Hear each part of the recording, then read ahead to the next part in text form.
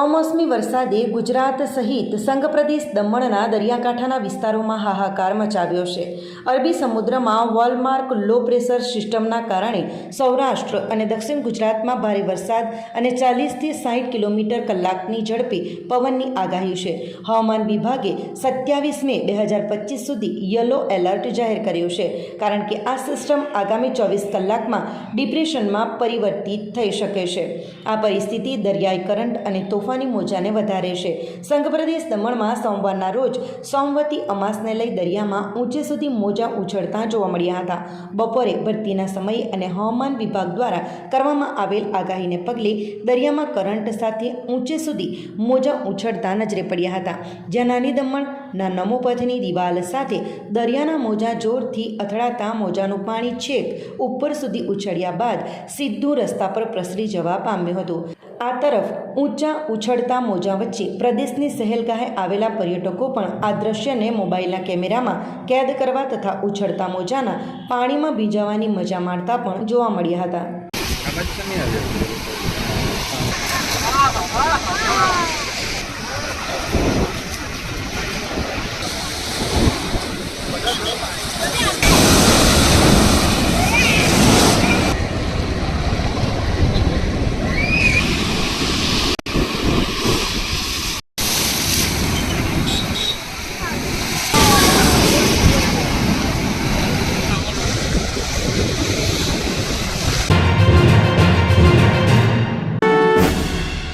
છવ્વીસ મે 2025ના રોજ વલસાડના તિથલ બીચ પર દરિયામાં અસામાન્ય રીતે ઊંચા મોજા ઉછળ્યા, જેના કારણે દરિયો તોફાની બન્યો હતો. આ ઘટનાએ બીચ પર રોમાંચક અને જોખમી દ્રશ્યો સર્જ્યા હતા, જેનો આનંદ માણવા મોટી સંખ્યામાં સહેલાણીઓ, ખાસ કરીને યુવાનો અને પરિવારો ઉમટી પડ્યા હતા. મજબૂત કરંટ અને ઊંચા મોજા બીચના કોન્ક્રીટ બેરિયર્સ અને સીડીઓ સામે ભટકાતા જોવા મળ્યા હતા. કેટલાક લોકોએ જીવ જોખમમાં નાખીને દરિયાના કાંઠે ખૂબ નજીક ઊભા હતા. કેટલાક સીડીઓ પર બેસીને મોજાનો આનંદ માણતા હતા, જ્યારે કેટલાક લોકો તોફાની મોજાથી ભીંજાતા નજરે ચડ્યા હતા. દરિયાકાંઠાનું વાતાવરણ જોખમી સ્થિતિ હોવા છતાં ઘણા સહેલાણીઓ, જેમાં બાળકો, યુવાનો અને પરિવારોનો સમાવેશ થાય છે, આ નજારાનો આનંદ માણવા માટે ઉત્સાહિત હતા. કેટલાક લોકો દરિયાના પાણીની નજીક જઈને ફોટા લેતા હતા, જ્યારે કેટલાકે દરિયામાં પ્રવેશ કરીને મોજા સાથે રમવાનું પસંદ કર્યું. આ ઊંચા મોજા અને તોફાની દરિયાનું કારણ અરબી સમુદ્રમાં રચાયેલું ડિપ્રેશન છે, જેના કારણે ગુજરાતના વિસ્તારોમાં ભારે વરસાદ અને ઝડપી પવનની આગાહી કરવામાં આવે છે. ભારતીય હવામાન વિભાગે 26 અને 27મી મે 2025 માટે વલસાડ સહિત ગુજરાતમાં ગાજવીજ અને વીજળીની ચેતવણી જારી કરી છે. 26મી મેના રોજ ભરતીનું ટાઇડલ કોએફિશિયન્ટ 96 અને 95 છે, જે નોંધપાત્ર ભરતીની પ્રવૃત્તિ અને ઊંચા મોજાના સ્તરને દર્શાવે છે. તંત્ર દ્વારા આગામી દિવસોમાં ભારે વરસાદ અને ઝડપી પવનની આગાહીને ધ્યાનમાં રાખીને માછીમારોને દરિયો ન ખેડવાની સૂચના આપવામાં આવી છે. હવામાન વિભાગના જણાવ્યા અનુસાર વલસાડ અને આસપાસના વિસ્તારોમાં આગામી દિવસોમાં ભારે વરસાદ અને ઝડપી પવનની શક્યતા છે, જેના કારણે દરિયામાં વધુ તોફાની સ્થિતિ સર્જાઈ શકે છે. આવી સ્થિતિમાં લોકોને સુરક્ષિત સ્થળે રહેવાની અને જોખમી પ્રવૃત્તિઓ ટાળવાની સલાહ આપવામાં આવી છે.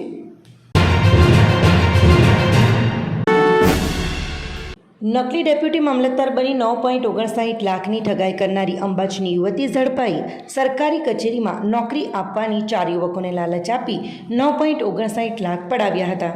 ધોરણ 12 પાસ ભેજાબાજ યુવતી દ્વારા નોકરીના બહાને 4 યુવકો પાસેથી રૂપિયા 9.59 લાખની ઠગાઈ કરવાનો ચોંકાવનારો બનાવ સામે આવ્યો છે. અંબાજ ગામની અને હાલ તાપી જિલ્લાના સોનગઢના ગતાડી ગામે રહેતી નિમિષાબેન હરીશભાઈ નાયકાએ નકલી ડેપ્યુટી મામલતદાર તરીકે ઓળખ આપી હતી. તેણે ખોટા ઓળખપત્ર તૈયાર કરી વોટ્સએપ અને ફોન દ્વારા 4 યુવકોનો વિશ્વાસ જીતી તેમને કલેક્ટર ઓફિસમાં પીએ અને ડ્રાઈવરની નોકરી આપવાનો વાયદો કર્યો હતો, જેમાં પ્રથમ તેણે ઉદવાડાના માનવ પ્રવીણભાઈ પટેલના સંપર્કમાં આવી અને તે સુરત ખાતે નોકરી કરે છે એવું કહી વિશ્વાસમાં લીધો હતો અને કચેરીમાં પીએ તરીકેની નોકરીના નામે 4.75 લાખ રૂપિયા પડાવ્યા હતા. બાદમાં કપરાડાના વાજવડના ગુંજેશ બિપિનભાઈ પટેલ પાસેથી પણ સરકારી કચેરીમાં ડ્રાઈવરની નોકરી માટે 39,000, બિલીમોરાના રાહુલ પંચોલી પાસેથી 4.13 લાખ અને પાડીના મિલન સુખદેવભાઈ પટેલ પાસેથી 31,800 રૂપિયા મેળવી લીધા હતા. આ રીતે કુલ કુલ ₹9,59,750 પડાવી લીધા હતા. પૈસા આપ્યા બાદ પણ નોકરી ન મળતા છેતરપિંડીનો ભોગ બન્યા હોવાનું બહાર આવતા યુવાનોએ પારડી પોલીસ મથકે ફરિયાદ કરી હતી, જે આધારે પારડી પોલીસે નિમિષાબેનની ધરપકડ કરી વધુ તપાસ હાથ ધરી છે. દમણ પોલીસ વિભાગે પ્રદેશ પ્રશાસકના માર્ગદર્શન હેઠળ રોડ સેફટી અવેરનેસ અભિયાન શરૂ કર્યું છે. આ અભિયાનના ભાગરૂપે આજે કચ્છીગામ ગ્રામ પંચાયત કચેરી ખાતે ટ્રાફિક પોલીસ વિભાગ દ્વારા હેલ્મેટ જાગૃતિ અભિયાનનું આયોજન કરવામાં આવ્યું હતું. આ કાર્યક્રમમાં પોલીસ અધિકારીઓએ ઉપસ્થિત લોકોને ટુ વ્હીલર ચાલકો માટે હેલ્મેટ પહેરવાનું મહત્ત્વ સમજાવ્યું. તેમણે જણાવ્યું કે હેલ્મેટ પહેરવું એ જીવન બચાવવાનું એક સરળ પણ અગત્યનું પગલું છે. ડેટા વિશ્લેષણ દર્શાવે છે કે મોટાભાગના અકસ્માતોમાં હેલ્મેટ ન પહેરવાના કારણે મૃત્યુ થાય છે.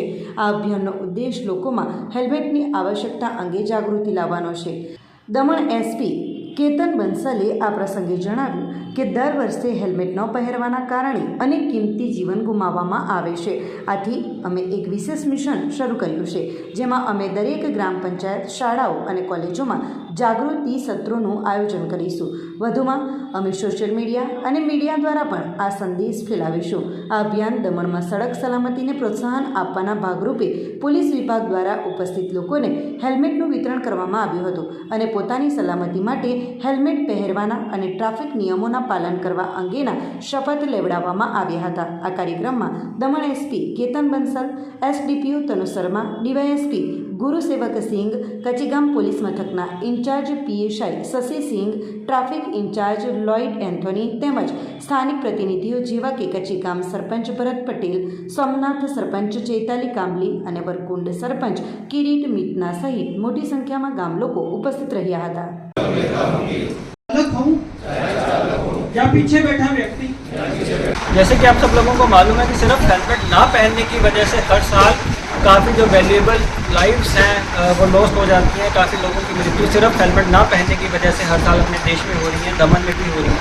तो इसी उद्देश्यों को लेके माननीय प्रशासन साहब के दिशा निर्देशों के अनुसार दमन पुलिस ने एक स्पेशल मिशन चलाया है अगले 1 महीने के लिए, जिसमें हम लोगों तक ये मैसेज पहुंचाना चाहते हैं कि जो हेलमेट पहनना बहुत ज़रूरी है उनके लिए, जब भी वो टू व्हीलर को ड्राइव करें या टू व्हीलर पे वो सवारी कर रहे हो, इससे जो प्रीशियस लाइफ्स हैं वो बच सकती हैं. और इस मिशन से हम एक रोड सेफ्टी का मैसेज देना चाह रहे हैं और सब लोगों को हेलमेट पहनने के लिए मोटिवेट करना चाह रहे हैं, प्रोत्साहित करना चाह रहे हैं, रिक्वेस्ट करना चाह रहे हैं. हम हर पंचायत में जाकर इस तरीके की सभाएं करेंगे. अगले 10-15 दिनों में स्कूल्स कॉलेजेस में भी करेंगे. कुछ हम नुक्कड़ नाटक वगैरह भी कर रहे हैं, सोशल मीडिया कैंपेन भी चला रहे हैं. आप सब लोगों के माध्यम से हम ये मैसेज को हर दमन के हर वासी तक पहुंचाना चाहते हैं कि वो जब भी बाहर निकले हेलमेट पहन के ही निकलें जब भी वो टू व्हीलर पर. વલસાડમાં રોલો પાડવા નેશનલ હાઈવે બાનમાં લીધો. મર્સિડીઝ, થાર સહિતની નંબર પ્લેટ વગરની કારો સાથે નબીરાઓએ કાફલો કાઢ્યો.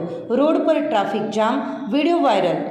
વલસાડમાં કેટલાક યુવકોએ સોશિયલ મીડિયા પર પ્રસિદ્ધિ મેળવવા માટે નેશનલ હાઈવે નંબર 48 પર મોંઘી કારોનો કાફલો કાઢ્યો હતો. આ દરમિયાન હાઈવે પર ટ્રાફિક જામની સ્થિતિ સર્જાઈ હતી. પોલીસથી બચવા માટે તમામ કારોની નંબર પ્લેટ પણ કાઢી નાખી હતી. સોશિયલ મીડિયામાં હાલ એક વિડીયો વાયરલ થઈ રહ્યો છે, જે વિડીયો વલસાડનો છે. જે વિડીયોમાં સ્પષ્ટ દેખાય છે કે કેટલાક યુવકોએ મોંઘી કારોનો કાફલો લઈને હાઈવે પર દોડ લગાવી હતી. મર્સિડીઝ, થાર સહિતની નંબર પ્લેટ વગરની કારો સાથે નબીરાઓએ કાફલો કાઢ્યો હતો. આ કારણે રાજ્યના સૌથી વ્યસ્ત રસ્તાઓમાંના એક એવા નેશનલ હાઈવે નંબર 48 પર મોટી અવ્યવસ્થા સર્જાઈ હતી. વલસાડ રૂરલ અને પારડી પોલીસ મથક વિસ્તારમાં બનેલી આ ઘટનાનો વિડીયો સોશિયલ મીડિયા પર ઝડપથી વાયરલ થયો છે. પોલીસ તંત્રે આ મામલે ગુનાહિત તપાસ શરૂ કરી છે. ટ્રાફિક નિયમોનો ભંગ કરનારા અને જાહેર જીવનમાં વિઘ્ન નાખનારા યુવકો સામે કડક કાર્યવાહી થવાની સંભાવના છે. સોળસુંબા મુક્તિધામની દયનીય સ્થિતિ સામે ગ્રામજનોમાં ભારે નારાજગી.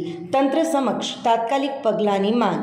વલસાડ જિલ્લાના 32,000થી વધુ વસ્તી ધરાવતા સોળસુંબા ગ્રામ પંચાયત વિસ્તારમાં આવેલા મુક્તિધામની હાલત હાલમાં ભારે ચિંતાજનક બની છે. તાજેતરમાં આવેલા મિની વાવાઝોડા અને ભારે પવન સાથે પડેલા વરસાદના કારણે મુક્તિધામના શેડને ગંભીર નુકસાન થયું છે. જેના કારણે આગામી ચોમાસામાં અંતિમ વિધિ માટે આવતા લોકો માટે મુશ્કેલીઓ ઊભી થવાની સંપૂર્ણ શક્યતા છે. હાલના સમયમાં મુક્તિધામની દયનીય પરિસ્થિતિ અને અન્ય આધારિક સુવિધાઓના અભાવે સ્થાનિક રહેવાસીઓમાં ભારે અસંતોષ ફેલાયો છે. એક સમય હતો જ્યારે અહીં ગાર્ડન સહિતની સુવિધાઓ વિકાસ પામીને રાજ્યમાં આદર્શ તરીકે સ્થાન પામતી હતી, પરંતુ આજની પરિસ્થિતિ એ પ્રગતિથી સંપૂર્ણ વિપરીત છે. જાહેર હિતને ધ્યાનમાં રાખી ગ્રામ પંચાયતના સરપંચ તથા તલાટી કમ મંત્રી દ્વારા ધારાસભ્ય રમણભાઈ પાટકર તેમજ ઇન્ચાર્જ ટીડીઓ સમક્ષ રજૂઆત કરવામાં આવી છે. ખાસ કરીને ઓવરહેડ શેડ, સગડી, બેઠકો જેવી જરૂરી સુવિધાઓ ચોમાસા પહેલાં ઉપલબ્ધ કરાવવાની માંગ સાથે રજૂઆત કરાઈ છે. હવે લોકોની સ્પષ્ટ માંગણી છે કે તંત્રના અધિકારીઓ અને ચૂંટાયેલા પ્રતિનિધિઓ સંવેદનશીલતા દાખવી તાત્કાલિક પગલાં લે અને સોળસુંબા મુક્તિધામ ખાતે સ્થિતિ સુધારવા માટે પરિણામલક્ષી કામગીરી કરે, જેથી ચોમાસા દરમિયાન લોકો દુઃખની ઘડીમાં વધુ તકલીફનો સામનો ન કરે. ઓપરેશન સિંધુની સફળતા બાદ ભારતીય સશસ્ત્ર દળોના સન્માનમાં દમણના મરવડમાં વિશાળ તિરંગા યાત્રા સ્વરૂપે બાઇક રેલી યોજાઈ. ઓપરેશન સિંધુની સફળતા તથા દેશના બહાદુર સૈનિકોને બિરદાવવા દેશમાં દરેક જગ્યાએ તિરંગા યાત્રા કાઢવામાં આવી રહી છે. આ કડીમાં પ્રદેશના પ્રભારી દુષ્યંતભાઈ પટેલના માર્ગદર્શન અને પ્રદેશ અધ્યક્ષ દીપેશભાઈ ટંડેલના દિશા નિર્દેશ હેઠળ મરવડમાં ભવ્ય તિરંગા યાત્રા સ્વરૂપે બાઇક રેલીનું આયોજન કરવામાં આવ્યું હતું. આ બાઇક રેલીમાં દમણ દીવના પ્રદેશ ભાજપ ઉપપ્રમુખ નવીનભાઈ પટેલના નેતૃત્વમાં મોટી સંખ્યામાં યુવાનો જોડાયા હતા. આ પ્રસંગે ભાજપ ઉપાધ્યક્ષ અને રેલીના આયોજક નવીન પટેલે જણાવ્યું હતું કે પહેલગામ હુમલામાં આતંકવાદીઓએ 25 નિર્દોષ લોકોની હત્યા કરી, જેના પ્રતિશોધમાં વડાપ્રધાને ઓપરેશન સિંદૂર દ્વારા પાકિસ્તાનને કડક જવાબ આપ્યો. ભારતીય સેનાની બહાદુરીને સલામ કરવા માટે આ રેલીનું આયોજન કરવામાં આવ્યું હતું.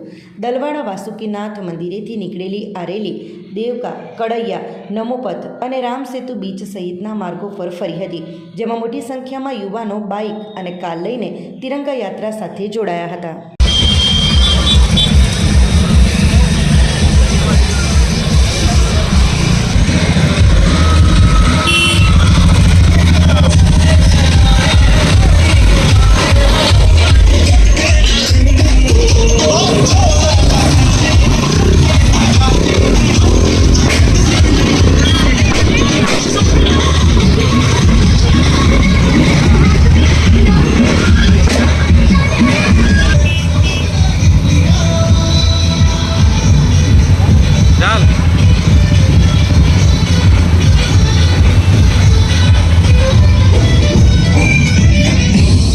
पतंगों में भिड़ती उमंगों में खेलों के मेलों में बरसाती रेलों में गन्नों के मेलों में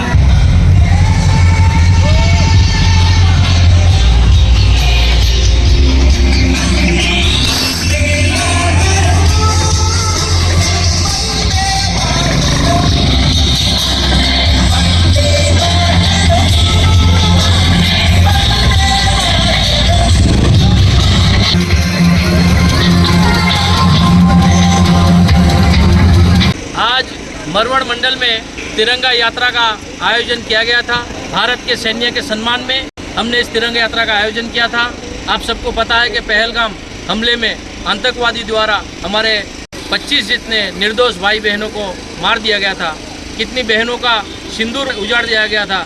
वो हमारे प्रधानमंत्री जी ने ऑपरेशन सिंदूर के माध्यम से पाकिस्तान को मुंह तोड़ जवाब दिया है और उनको घुटने पे लाकर खड़ा कर दिया। उनमें हमारी सेना का बहुत बड़ा शौर्य रहा, उनकी हिम्मत रही। उनके सम्मान में आज हमने मरोड़ मंडल में एक बाइक और कार रैली का आयोजन किया था और सारे हमारे मंडल के युवाओं ने उसमें बढ़ चढ़कर भाग लिया सेना के सम्मान में। इसके लिए मैं मरोड़ मंडल के तमाम युवाओं को खूब खूब बधाई और आभार व्यक्त करता हूँ।